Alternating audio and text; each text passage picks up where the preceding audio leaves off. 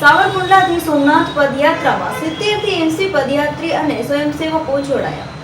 શ્રી સોમનાથ પદયાત્રા સંઘ સાવરકુંડલા દ્વારા પવિત્ર શ્રાવણ માસ નિમિત્તે સાવરકુંડલાથી સોમનાથ સુધીની પદયાત્રાનું આયોજન કરવામાં આવેલ હતું, જેમાં અંદાજે 70 થી 80 પદયાત્રી અને સ્વયંસેવકો આ પદયાત્રામાં સહભાગી થયા હતા। પદયાત્રા તારીખ 10 ના રોજ સાવરકુંડલાથી આરંભ કરવામાં આવેલી, જે તારીખ 14 ના રોજ સોમનાથ મંદિરે દેવાધિદેવ મહાદેવજીના દર્શન કરી ત્યારબાદ સોમનાથ દાદાને ધજા ચડાવવાનો કાર્યક્રમ રાખેલ હોય, જેમાં સર્વ પદયાત્રીઓ ભાગ લેશે અને પદયાત્રા પૂર્ણ કરવામાં આવશે।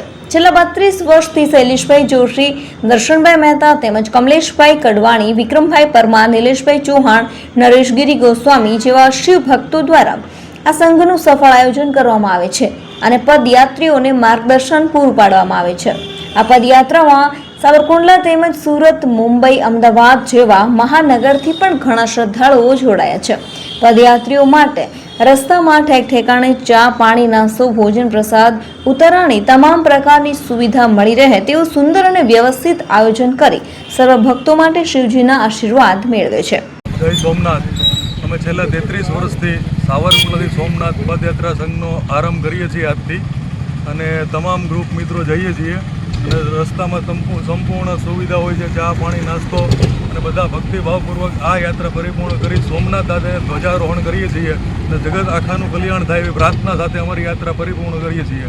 જય સોમનાથ। જય સોમનાથ। આજરોજ 10 તારીખ 10, 8 અને 26 ને સોમવાર અમે સાવરકુંડલાથી સોમનાથ પદયાત્રામાં જઈએ છીએ। છેલ્લા 32 વર્ષથી આ ક્રમ ચાલુ છે। આ દરમિયાન પદયાત્રા દરમિયાન ભજન, ભોજન અને ઉતારાની વ્યવસ્થા હોય છે। સોમનાથ પહોંચ્યા બાદ ધ્વજારોહણનો કાર્યક્રમ હોય છે અને એ પણ ખૂબ ધૂમધામથી અમે ઉજવીએ છીએ। જય સોમનાથ। જય સોમનાથ। જય સોમનાથ। આજરોજ હું નરેશગીરી, મનુગીરી ગોસ્વામી, શૈલેષભાઈ, પ્રવીણભાઈ જોશીના માર્ગદર્શન નીચે છેલ્લા 33 વર્ષથી અમે સાવરકુંડલાથી સોમનાથ ચાલીને પદયાત્રા દ્વારા સોમનાથ અમે 33 વર્ષથી જઈએ છીએ અને આજે 33મા વર્ષમાં મંગલ પ્રવેશ કરી અને દાદા સોમનાથના સાનિધ્યમાં પહોંચી એવી ભોળાનાથ પાસે અપેક્ષા કરીએ। તારીખ 10/8/2026 આજે અમારે સોમનાથ યાત્રાને 33મું વર્ષ ચાલુ છે। તો આજે અહીંથી બધા અમારા ભાઈ સંઘ જાય અને જ્યાં જ્યાં જઈને દાતા સુરવીર ભક્તો અમને મળતા જાય, કોઈ પણ જગ્યાએ ઉતારો કરી એટલે અમને આશ્વાસન પૂરું મળે।